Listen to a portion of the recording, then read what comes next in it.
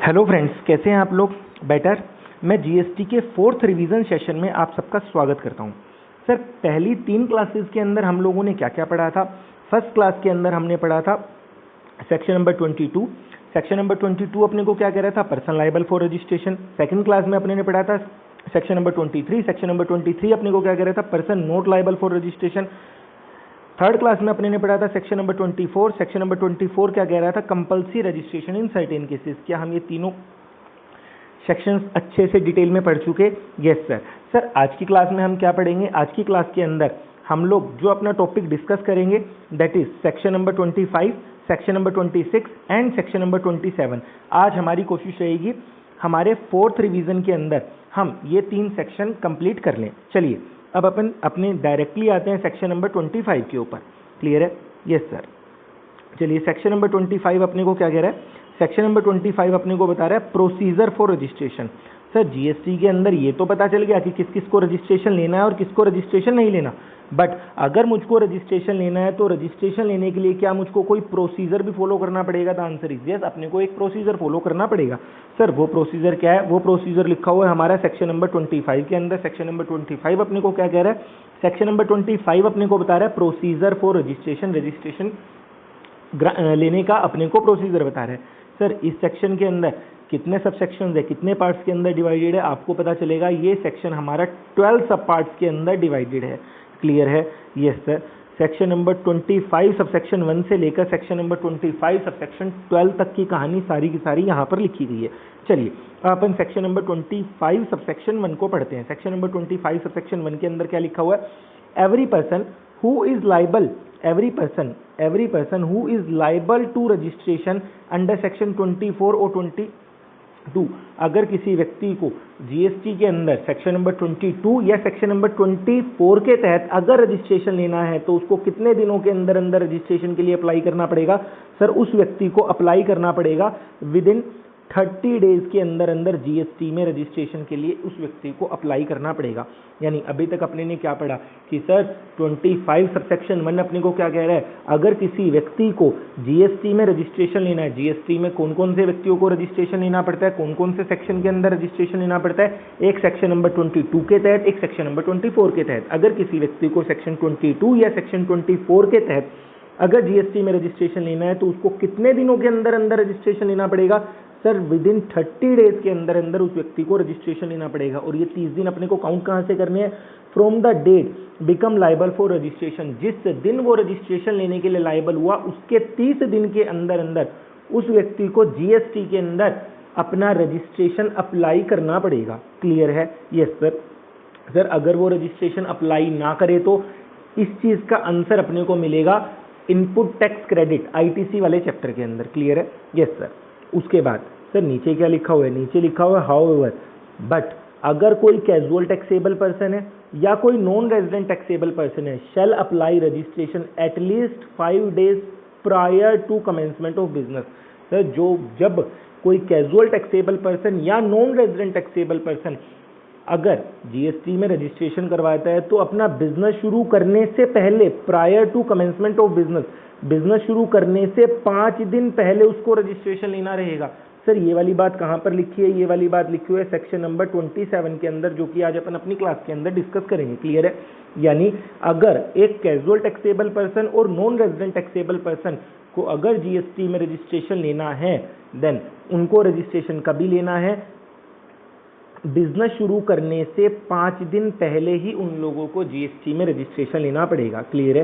यानी 25 सबसेक्शन 1 के अंदर अभी अपने ने क्या पढ़ा? 25 सबसेक्शन 1 के अंदर अभी अपने ने पढ़ा हर एक व्यक्ति जिसको सेक्शन नंबर 22 या सेक्शन नंबर 24 के तहत अगर जीएसटी में रजिस्ट्रेशन लेना है तो उसको within 30 days from the date of become liable for registration, जिस दिन वो जीएसटी में रजिस्ट्रेशन लेने के लिए लाइबल हुआ उसके 30 दिनों के अंदर अंदर उस व्यक्ति को जीएसटी के अंदर रजिस्ट्रेशन के लिए अप्लाई करना पड़ेगा।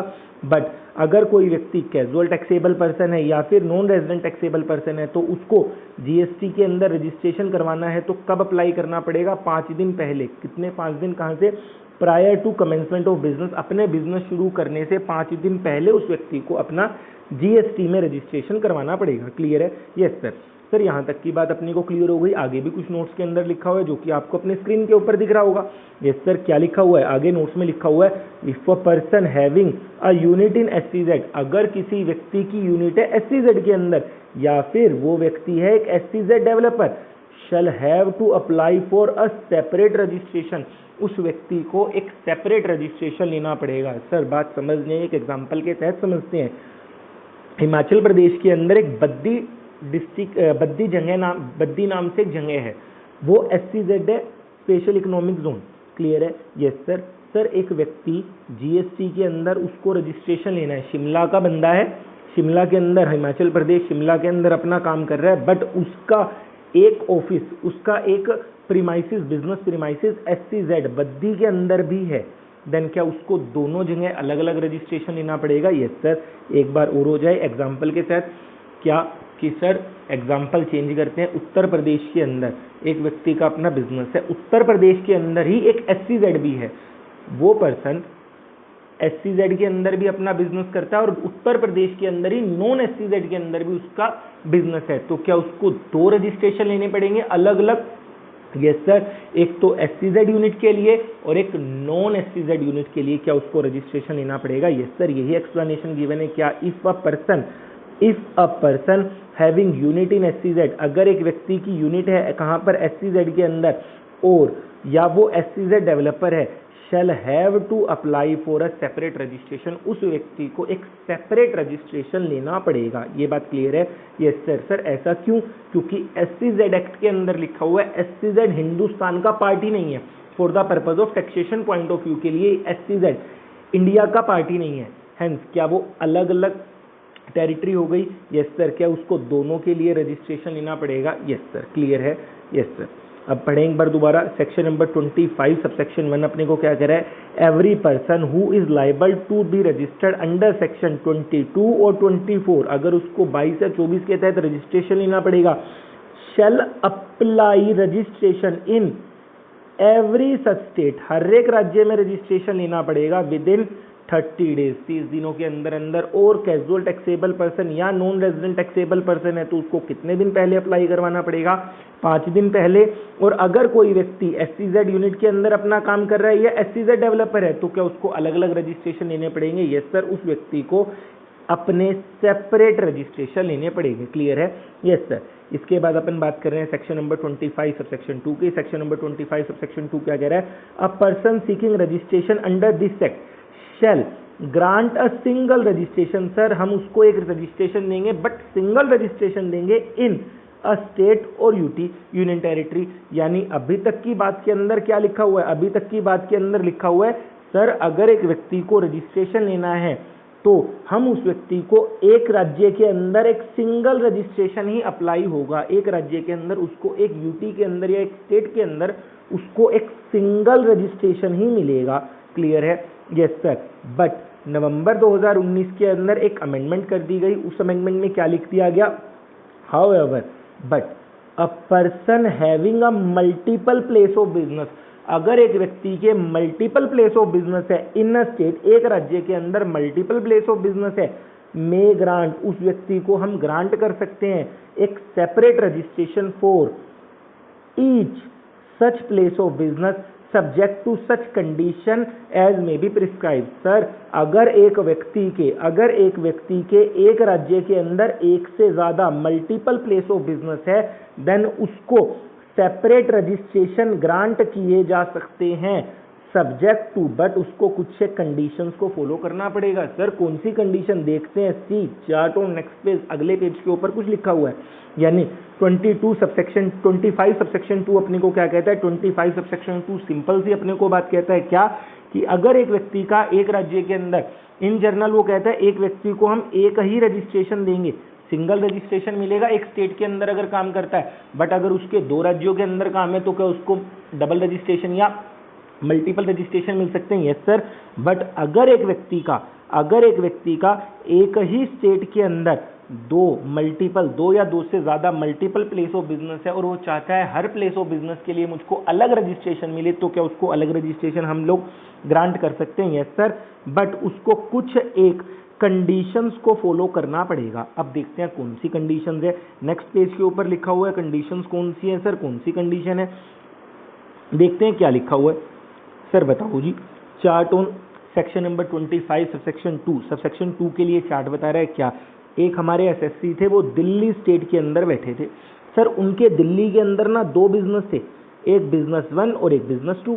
हो सकता है ऐसा, yes sir, business 1 is a registered business but business 2 registered नहीं था, क्योंकि नवंबर 2019 से या फिर लास्ट ईयर अपनी अमेंडमेंट आई है क्या कि एक स्टेट के अंदर अगर एक व्यक्ति के 2 या 2 से ज़्यादा बिजनेसेस हैं तो उनको अलग अलग रजिस्ट्रेशन मिल सकता है। बट सर इसका रजिस्ट्रेशन पहले था, तो क्या इसका एक ही बिजनेस रजिस्टर्ड हुआ, यस सर, इसने अपने बिजनेस नंबर 1 को सारा का सारा रजिस्टर करवा लिया। अर्लियर इस व्यक्ति के पास क्या था, अर्लियर सर इस व्यक्ति के पास एक सिंगल रजिस्ट्रेशन था, इस व्यक्ति के पास एक सिंगल रजिस्ट्रेशन था, क्लियर है, yes sir. But now separate registration can be taken, but अब ये व्यक्ति अलग रजिस्ट्रेशन भी ले सकता है, यस सर, क्या बात क्लियर है, यस सर, अब ये व्यक्ति एक अलग रजिस्ट्रेशन भी ले सकता है, यस सर। अब सर अगर अलग रजिस्ट्रेशन लेगा, यानी अब बिजनेस 1 तो ऑलरेडी रजिस्टर्ड है, क्या ये बिजनेस 2 को भी रजिस्ट्रेशन करवाना चाह रहा है, यस सर। सर बिजनेस 2 के पास क्या कुछ एसेट्स वगैरह पड़ी होंगी, यस सर। अब इस बिजनेस 2 की जो एसेट्स पड़ी हैं, क्या इनके ऊपर इनपुट टैक्स क्रेडिट या इनपुट जो पड़े हैं, क्या इनके ऊपर इनपुट टैक्स क्रेडिट कौन से बिजनेस ने क्लेम किया होगा, कि मैं कहूँ बिजनेस 1 ने, सर बिजनेस 1 ने क्यों क्लेम किया होगा, बिजनेस 1 ने इस वजह से क्लेम किया होगा क्योंकि business 1 is a registered business, clear है, यस सर। बट क्या अब बिजनेस 2 भी रजिस्टर्ड होने जा रहा है, क्या बिजनेस 2 के पास जो भी अपनी एसेट्स पड़ी हैं उसके अब क्या इसको क्रेडिट्स मिलने चाहिए, यस सर। बट वो क्रेडिट्स किसके पास है, क्या बिजनेस 1 के पास वो सारे के सारे क्रेडिट्स पड़े हैं, यस सर, वो क्रेडिट सारे के सारे बिजनेस 1 के पास पड़े हैं। क्या बिजनेस 1 को ट्रांसफर एप्लीकेशन डालनी पड़ेगी क्रेडिट्स की, यस सर, क्या लिख रहा है, फाइल क्रेडिट ट्रांसफर एप्लीकेशन, उस व्यक्ति को क्रेडिट ट्रांसफर एप्लीकेशन डालनी पड़ेगी, कौन से फॉर्म के अंदर, फॉर्म नंबर याद करना आपके लिए कोई भी जरूरी नहीं है, जीएसटी आईटीसी 02A के अंदर उस व्यक्ति को अपनी क्रेडिट ट्रांसफर एप्लीकेशन डालनी पड़ेगी, कितने दिन के अंदर अंदर, with in 30 days of obtaining separate registration. जब बिजनेस 2 सेपरेट रजिस्ट्रेशन लेगा, जब बिजनेस 2 सेपरेट रजिस्ट्रेशन लेगा उस टाइम के उसके 30 दिन के अंदर अंदर इस व्यक्ति को transfer ITC transfer application file करनी पड़ेगी, क्लियर है सर। जो बिजनेस 2 को क्रेडिट्स मिलेंगे किस रेशियो में मिलेंगे, in the ratio value of asset, जितना बिजनेस 2 के पास एसेट्स पड़ी हैं उन्हीं का तो उसको क्रेडिट मिलेगा, सारा क्रेडिट थोड़ा ना मिलेगा, यस सर। सर कैसे निकालेंगे, all assets minus ITC availed और नोट, जितनी भी इसके पास एसेट्स पड़ी हैं यानी टोटल एसेट्स के ऊपर उसको क्रेडिट मिलेगा, चाहे इसने आईटीसी अवेल किया हो चाहे आईटीसी अवेल ना किया हो, क्लियर है। ITC shall be acceptable, ITC अपने को एक्सेप्ट करना पड़ेगा, बिजनेस 2 आईटीसी एक्सेप्ट करेगा और वो जो एक्सेप्ट करेगा क्रेडिट हो जाएगा कहाँ पर, should be credited to electronically credit ledger, sir उसका आईटीसी कहाँ पर क्रेडिट हो जाएगा, बिजनेस 2 के इलेक्ट्रॉनिकली क्रेडिट लेजर के अंदर, ई क्रेडिट लेजर के अंदर क्रेडिट ट्रांसफर हो जाएगा, क्लियर है, यस सर। यहाँ पर अपने ने क्या बात पढ़ी, अगर बिजनेस 1 ऑलरेडी रजिस्टर्ड था और बिजनेस 2 नया रजिस्ट्रेशन ले रहा है, सेम स्टेट के अंदर काम हो रहा है, देन क्या बिजनेस 1 को file credit transfer application file करनी पड़ेगी, यस सर। कौन से फॉर्म में, जीएसटी आईटीसी 02A के अंदर, कितने दिन के अंदर अंदर, विद इन 30 डेज के अंदर अंदर file application transfer ITC transfer application करनी पड़ेगी, फाइल करनी पड़ेगी। और सर जो ये एप्लीकेशन आएगी, क्या ये एप्लीकेशन एक्सेप्ट करने के बाद इसके इलेक्ट्रॉनिकली क्रेडिट लेजर के अंदर चला जाएगा, यस सर। सर किस रेशियो के अंदर क्रेडिट्स डिवाइड होंगे, किस रेशियो में, उनकी वैल्यू ऑफ एसेट्स, यानी बिजनेस ए के पास जितनी एसेट्स है और बिजनेस बी के पास जितनी एसेट्स है, बिजनेस 1 के पास जितनी एसेट है और बिजनेस 2 के पास जितनी एसेट है, उन दोनों की वैल्यू के ऊपर हमारा क्या ये डिवाइड होंगे आईटीसी, यस सर। उसके बाद इस पेज के ऊपर कुछ कंडीशंस और लिखी हुई है, देखते हैं क्या लिखी हुई है। Condition for grant separate registration of a place of business, कुछ एक सेपरेट रजिस्ट्रेशन के लिए अपने को कुछ एक कंडीशन और बता रहे हैं, क्या क्या, such person has more than 1 place of business, उस व्यक्ति का एक से ज्यादा प्लेस ऑफ बिजनेस होना चाहिए। जाहिर सी बात है अगर एक ही प्लेस ऑफ बिजनेस होगा तो 2 रजिस्ट्रेशन कैसे मिलेंगे, क्लियर है? यस सर, ये वाली बात तो अपने को क्लियर होती है। उसके बाद क्या कह रहा है?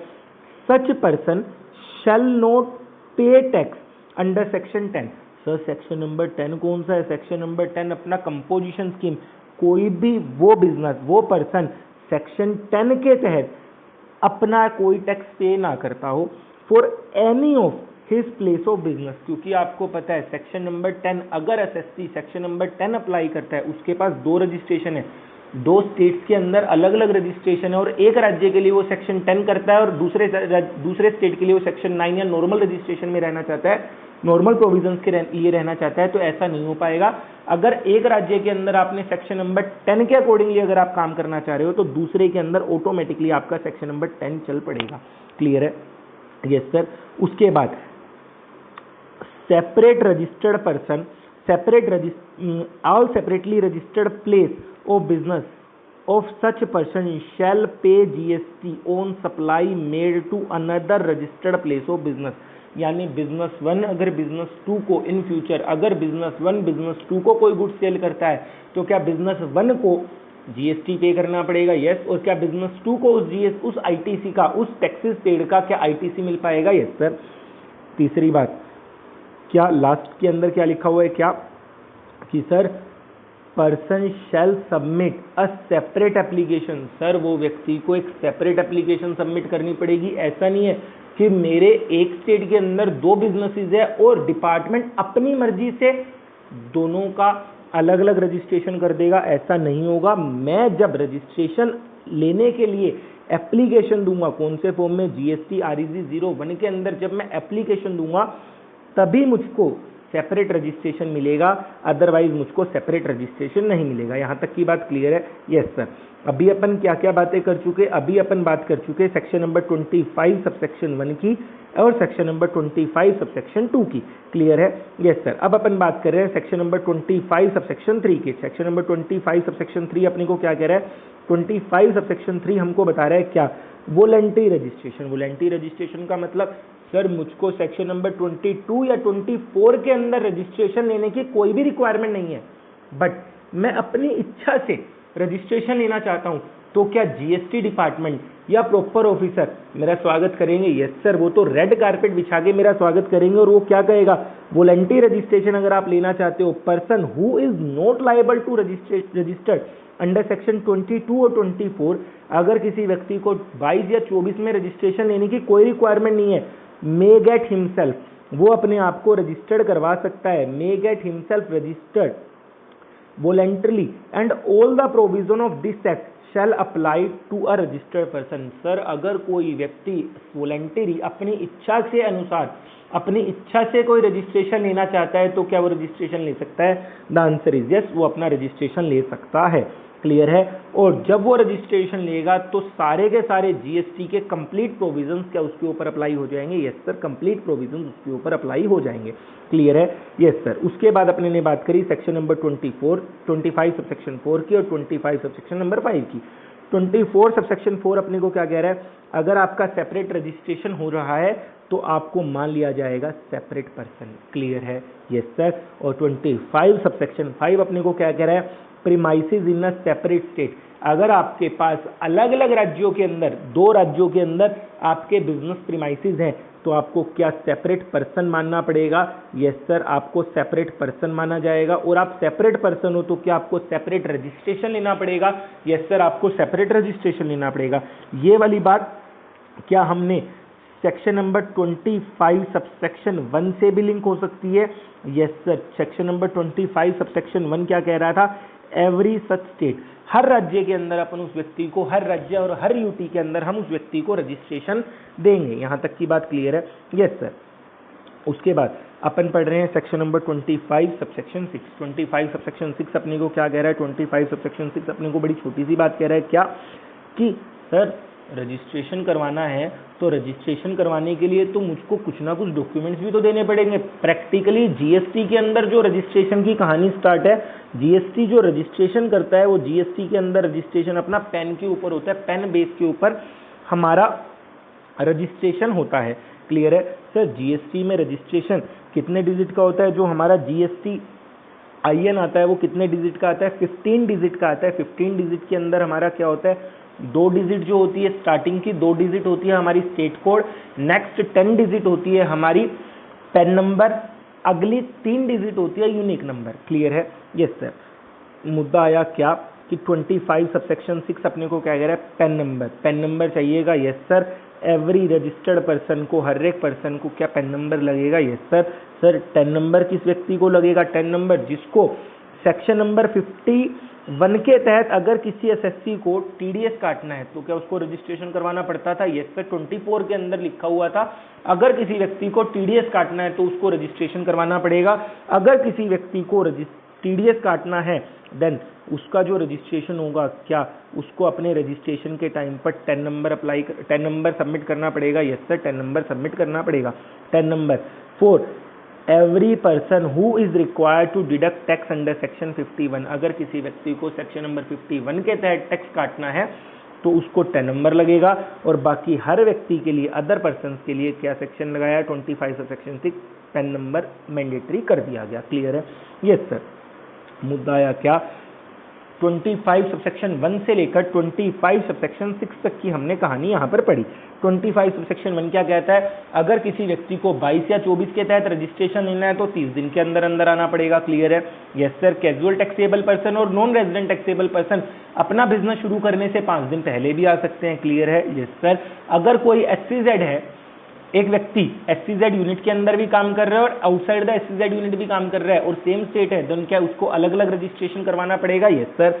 25 सबसेक्शन 2 अपने को क्या कह रहा है, अगर एक व्यक्ति का बिजनेस है, एक स्टेट के अंदर बिजनेस है, देन इन जनरल उसको एक सिंगल रजिस्ट्रेशन मिलेगा। बट अगर वो कुछ कंडीशन फुलफिल कर देता है तो क्या उसको मल्टीपल प्लेस ऑफ बिजनेस के लिए अलग अलग या मल्टीपल GST में रजिस्ट्रेशन भी मिल सकते हैं। यस सर, उसको GST में मल्टीपल रजिस्ट्रेशन भी मिल सकते हैं।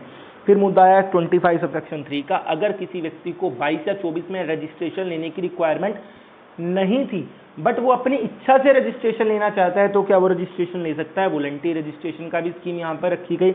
उसके बाद 25 सबसेक्शन 4 क्या कह रहा है, अगर किसी व्यक्ति के पास सेपरेट रजिस्ट्रेशन है तो उसको सेपरेट पर्सन मान लिया जाएगा। अगर किसी व्यक्ति के 25 सबसेक्शन 4 क्लियर है? Yes sir. 25 सबसेक्शन 5 क्या कह रहा है, अगर किसी व्यक्ति का प्रीमाइसिस सेपरेट स्टेट्स के अंदर है तो उस व्यक्ति को हम क्या मान लेंगे? सेपरेट पर्सन मान लेंगे। और सेपरेट पर्सन होगा तो उसको क्या सेपरेट रजिस्ट्रेशन लेना पड़ेगा? Yes sir.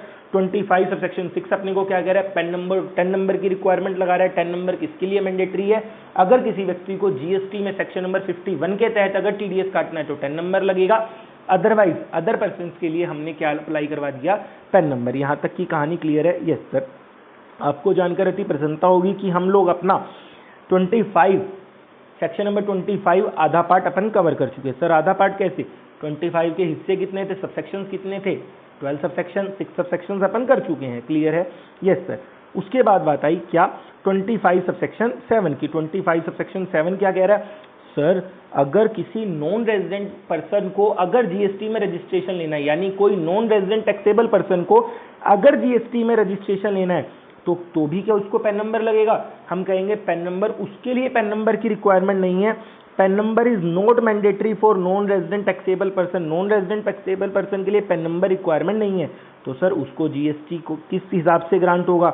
May grant registration on the basis of such other document. Sir उसको कुछ एक अदर डॉक्यूमेंट्स के बेस के ऊपर हम GST में रजिस्ट्रेशन दे देंगे। सर वो डॉक्यूमेंट क्या हो सकता है? एग्जाम्पल के लिए पासपोर्ट। क्या पासपोर्ट के बेस के ऊपर भी नॉन रेजिडेंट टैक्सेबल पर्सन को GST में रजिस्ट्रेशन मिल सकता है? Yes sir. Non resident taxable person को पासपोर्ट के बेस के ऊपर भी GST में रजिस्ट्रेशन मिल सकता है। यहाँ तक की कहानी क्लियर है? Yes sir. उसके बाद अपन अपने नेक्स्ट पेज के ऊपर आते हैं। नेक्स्ट पेज के ऊपर आएंगे तो अपन क्या पाएंगे? 25 सबसेक्शन 8। 25 सबसेक्शन 8 अपने को क्या कह रहा है, सर एक व्यक्ति को ना GST में रजिस्ट्रेशन लेना था 22 या 24 के तहत, बट वो व्यक्ति GST में रजिस्ट्रेशन ले नहीं रहा। देन क्या GST के अंदर प्रॉपर ऑफिसर या लॉ मेकर प्रॉपर ऑफिसर क्या अपनी मर्जी से हाँ जी ना इच्छा नहीं है, कहाँ जावे चाय कौन देवेगा? यू कौन बैठा दोपहर थी तो बैठा कौन था ना?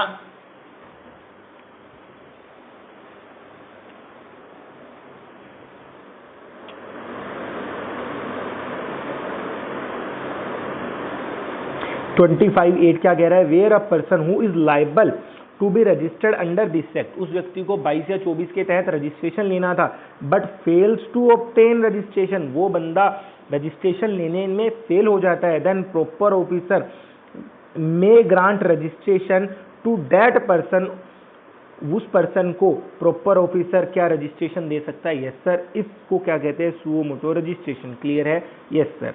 उसके बाद अपने ने पढ़ा सेक्शन नंबर 25 सबसेक्शन 9। 25 सबसेक्शन 9 अपने को क्या कह रहा है, यूनिक आइडेंटिफिकेशन नंबर की रिगार्डिंग बात कर रहा है फॉर यूनाइटेड नेशंस एक्सेट्रा।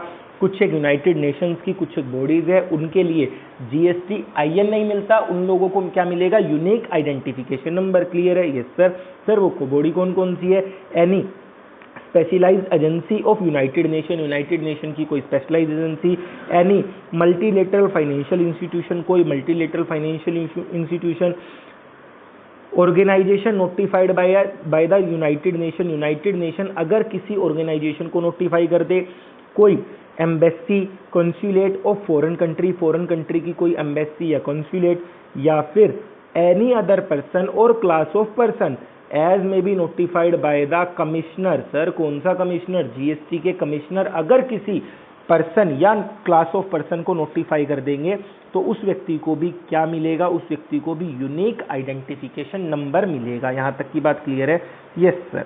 उसके बाद अपने ने पढ़ा सेक्शन नंबर 25 सबसेक्शन 10। 25 सबसेक्शन 10 क्या कह रहा है, सर आपके डॉक्यूमेंट्स वगैरह सब कुछ सबमिट होने के बाद क्या आपके डॉक्यूमेंट्स की कुछ एक वेरिफिकेशन होगी, यस सर। वेरिफिकेशन होने के बाद ही तो आपको रजिस्ट्रेशन ग्रांट या आपका रजिस्ट्रेशन रिजेक्ट होगा। क्लियर है, यस सर। 25 सबसेक्शन 11 अपने को क्या कह रहा है, सर अगर मुझको रजिस्ट्रेशन ग्रांट होना है देन रजिस्ट्रेशन सर्टिफिकेट भी मिलेगा, यस सर, मुझको एक रजिस्ट्रेशन सर्टिफिकेट भी इशू होगा। 25 सबसेक्शन 12 अपने को क्या कह रहा है, अगर कोई रजिस्ट्रेशन और यूआईएन, रजिस्ट्रेशन सर्टिफिकेट और UIN shall be deem to have been granted after the expiry of 3 working days, 3 working days के बाद आपका रजिस्ट्रेशन मान लिया जाएगा कि आपको रजिस्ट्रेशन मिल चुका है। यहां तक की कहानी क्लियर है, यस सर, यहां तक की हमारी कहानी क्लियर है, क्लियर है, यस सर। अभी अपने ने अपना सेक्शन नंबर 25 कंप्लीट किया, एक बार फटाफट से क्विक रिकैप कर लेते हैं 25 का। 25 सबसेक्शन 1 अपने को क्या कह रहा था, 22 या 24 में अगर रजिस्ट्रेशन लेना है तो 30 दिन के अंदर अंदर आ जाओ।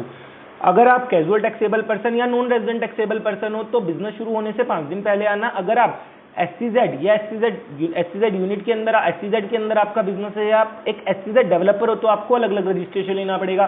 फिर 25 सबसेक्शन 2 क्या कह रहा था, एक स्टेट के अंदर अगर आपका बिजनेस है तो इन जनरल आपको एक सिंगल रजिस्ट्रेशन मिलेगा, बट जीएसटी लॉ मेकर्स ने मल्टीपल रजिस्ट्रेशन का भी सिस्टम बना दिया। अगर आपका एक ही स्टेट के अंदर एक से ज्यादा बिजनेसेस हैं तो आप अगर अलग अलग उन बिजनेसेस का रजिस्ट्रेशन लेना चाहते हो तो क्या आपको अलग अलग रजिस्ट्रेशन मिल सकते हैं, the answer is yes, but आपको कुछ कंडीशंस फुलफिल करनी पड़ेगी।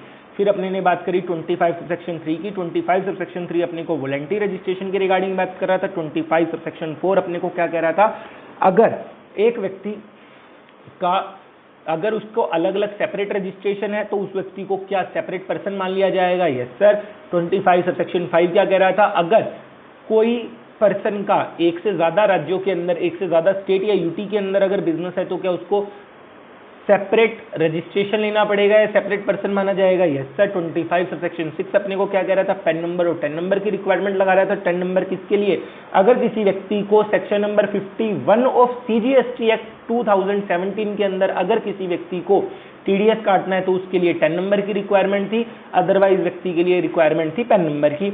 मुद्दा है 25 सबसेक्शन नंबर 7। 25 सबसेक्शन नंबर 7 अपने को क्या कह रहा था, अगर किसी नॉन रेजिडेंट टैक्सेबल पर्सन को अगर रजिस्ट्रेशन लेना है देन उस व्यक्ति को पैन नंबर के ऊपर उसका रजिस्ट्रेशन नहीं लिया, उस व्यक्ति का हमने रजिस्ट्रेशन जो लिया है, हमने उस व्यक्ति को रजिस्ट्रेशन दिया है किसी और डॉक्यूमेंट के ऊपर। एग्जाम्पल अपने ने यहाँ पर लिखा पासपोर्ट के ऊपर।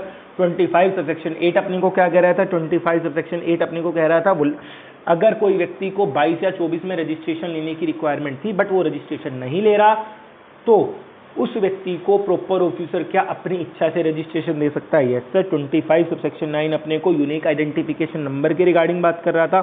सर यहाँ पर कौन कौन सी एजेंसी थी, स्पेशलाइज्ड एजेंसी थी, मल्टीलेटरल फाइनेंशियल इंस्टीट्यूशन थे, कोई स्पेसिफाइड नोटिफाइड या स्पेसिफाइड बॉडी होगी यूनाइटेड नेशंस की वो थी, कोई एम्बेसी या कॉन्सुलेट थे, या कोई भी पर्सन या क्लास ऑफ पर्सन जिसको जीएसटी के अंदर कमिश्नर नोटिफाई कर दे उसको हम यूनिक आइडेंटिफिकेशन नंबर देंगे। फिर अपने ने बात करी थी सेक्शन नंबर 25 से सेक्शन 10 की। सर जो भी अपने ने डॉक्यूमेंटेशन या इंफॉर्मेशन सबमिट करी थी उन सबका वेरिफिकेशन होगा। वेरिफिकेशन होने के बाद पता चलेगा कि मुझको रजिस्ट्रेशन मिलेगा या मेरा रजिस्ट्रेशन रिजेक्ट होगा। अगर मुझको रजिस्ट्रेशन मिलेगा तो मुझको रजिस्ट्रेशन सर्टिफिकेट मिलेगा। ये बात लिखी थी 25 सब सेक्शन 11 में।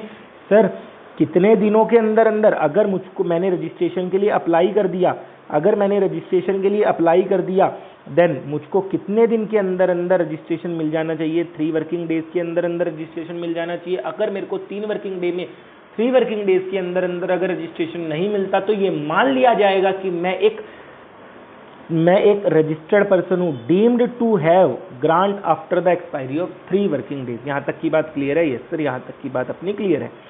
उसके बाद अपने ने बात करनी है सेक्शन नंबर 26 की। सेक्शन नंबर 26 अपने को क्या कह रहा है? Deemed registration. डीम्ड रजिस्ट्रेशन क्या है? रजिस्ट्रेशन अंडर एसजीएसटी या यूटीजीएसटी। अगर आपने स्टेट के अंदर या यूटीजीएसटी में रजिस्ट्रेशन करवा लिया तो मान लिया जाएगा आपने सेंटर के पास भी अपना रजिस्ट्रेशन करवा लिया है। क्लियर है? Not so important for exam point of view. यहाँ तक की बात क्लियर है? Yes sir. उसके बाद आज हम अपनी क्लास के अंदर पढ़ने वाले हैं अपना क्या? Section number 27। क्लियर है? सेक्शन नंबर 27 पढ़ते हैं। सर आज की क्लास बहुत ज़्यादा हो गई, चलो थोड़ा सा पढ़ ही लेते हैं। Section number 27। सेक्शन नंबर 27 अपने को क्या कह रहा है? सेक्शन नंबर 27 अपने को बता रहा है special provision relating to casual taxable person और non resident taxable person. Sir casual taxable person और नॉन रेजिडेंट टैक्सेबल पर्सन के रिगार्डिंग अपने को क्या बता रहा है? रजिस्ट्रेशन के रिगार्डिंग कुछ एक बात कर रहा है। क्लियर है? Yes sir.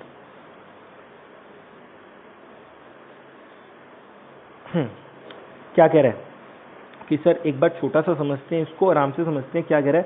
सर ये जो 2 व्यक्ति हैं कौन कौन से? एक तो कैजुअल टैक्सेबल पर्सन और एक नॉन रेजिडेंट टैक्सेबल पर्सन। अभी देखते हैं होते कौन है, देखते हैं क्या। सर इन व्यक्तियों को एडवांस में तो अपना टैक्स डिपॉजिट करवाना पड़ेगा। क्लियर है? Yes sir. और इनको रजिस्ट्रेशन लेना पड़ेगा। Yes sir. कहाँ पर लिखा हुआ था? 24 के अंदर लिखा हुआ था। और इनको जो रजिस्ट्रेशन मिलेगा वो मैक्सिमम कितने दिनों के लिए मिलेगा? सर इनको जो रजिस्ट्रेशन मिलेगा मैक्सिमम 90 डेज के लिए। और इसको अगर रजिस्ट्रेशन एक्सटेंड करवाना होगा तो कितने दिनों के लिए एक्सटेंड करवा सकता है? 90 डेज के लिए। और ये अपने रजिस्ट्रेशन को क्या कर सकता है? एक्सटेंड करवा सकता है। यहाँ तक की बात क्लियर है? Yes sir. यानी कैजुअल टैक्सेबल पर्सन और नॉन रेजिडेंट टैक्सेबल पर्सन को एडवांस में टैक्स डिपॉजिट करवाना पड़ेगा। Yes sir. रजिस्ट्रेशन लेना पड़ेगा। Yes sir. और इनको जो रजिस्ट्रेशन मिलेगा वो maximum 90 days plus 90 days, extension period भी 90 डेज का ही हो सकता है। क्लियर है? क्लियर है। अब देखते हैं क्या कह रहे हैं। A certificate of registration is issued to a casual taxable person और non resident taxable person and it shall be valid for. वो कब तक वैलिड रहेगा? Sir period specified in the application. Sir जितना एप्लीकेशन के अंदर पीरियड लिखा या फिर और 90 days from the effective date of registration whichever is earlier. यानी सर अगर मेरे को रजिस्ट्रेशन मैंने मांगा ही 15 दिन के लिए या 20 दिन के लिए तो मेरे को रजिस्ट्रेशन सर्टिफिकेट मेरा वैलिड कितने दिन के लिए रहेगा? मेरा रजिस्ट्रेशन सर्टिफिकेट वैलिड रहेगा 15 या 20 दिन के लिए। बट अगर मैंने रजिस्ट्रेशन मांगा है 100 दिन के लिए, 100 डेज के लिए, तो मेरा रजिस्ट्रेशन सर्टिफिकेट वैलिड कितने दिन के लिए रहेगा? मैक्सिमम 90 डेज के लिए। यहाँ तक की बात क्लियर है? Yes sir. And such person shall make taxable supply. और वो व्यक्ति टैक्सेबल सप्लाई कर सकता है only after the issuance of such certificate. Sir वो व्यक्ति सर्टिफिकेट इशू होने के बाद ही क्या कर सकता है? अपनी सप्लाई कर पाएगा। यहाँ तक की बात क्लियर है? Yes sir. अभी तक अपने ने सेक्शन नंबर 27 में क्या पढ़ा? 27 के अंदर अभी तक अपने ने पढ़ा कैजुअल टैक्सेबल पर्सन और नॉन रेजिडेंट टैक्सेबल पर्सन को 27 के अकॉर्डिंगली रजिस्ट्रेशन लेना पड़ेगा। और 27 क्या कहता है?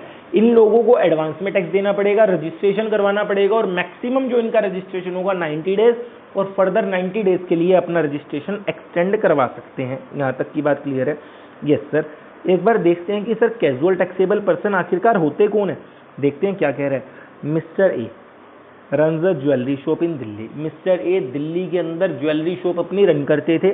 GST registered as normal taxable person in Delhi, Delhi के अंदर नॉर्मल जीएसटी के अंदर अपना काम कर रहे थे। And now Mister A planning to participate in jewellery exhibition. Mister A चाहते हैं कि मैं अपना ज्वेलरी एग्जीबिशन के अंदर पार्टिसिपेट करूं। कितने दिन के लिए? 30 डेज के लिए, जो कि होने कहाँ वाला है? मुंबई के अंदर। He intend to sell jewellery from jewellery exhibition in Mumbai. Sir वो सेल करेंगे अपनी ज्वेलरी कहाँ पर? ज्वेलरी एग्जीबिशन के अंदर। अब देखते हैं क्या मिस्टर ए को कैजुअल टैक्सेबल पर्सन माना जाएगा और उनको क्या महाराष्ट्र का जीएसटी में रजिस्ट्रेशन लेना पड़ेगा? देखते हैं। यस, क्या कह रहे हैं? Now Mister A is a casual taxable person. Mister A casual taxable person है इन महाराष्ट्र के अंदर। He is required to take compulsory registration in Maharashtra state. Maharashtra state के अंदर उनको एक कंपल्सरी रजिस्ट्रेशन लेना पड़ेगा। ये वाली बात क्लियर है? यस सर, आई होप कि आपको एग्जाम्पल नंबर 1 क्लियर हुआ होगा। Yes sir. अब अपन बात करते हैं एग्जाम्पल नंबर 2 की। एग्जाम्पल नंबर 2 क्या कह रहे हैं? In above example number 1, example number 1 को ही कंटिन्यू कर रहे हैं। Mister A intend to send jewellery, वो अपनी ज्वेलरी को सेंड कर रहे हैं। ओनली फॉर डिस्प्ले, वो केवल और केवल display, not for making supply their own. Sir वो केवल और केवल वहां पर अपनी ज्वेलरी को डिस्प्ले करेंगे, वहां पर सप्लाई नहीं करके आएंगे। क्लियर है? देन अब क्या मिस्टर ए एक कैजुअल टैक्सेबल पर्सन है? The answer is no.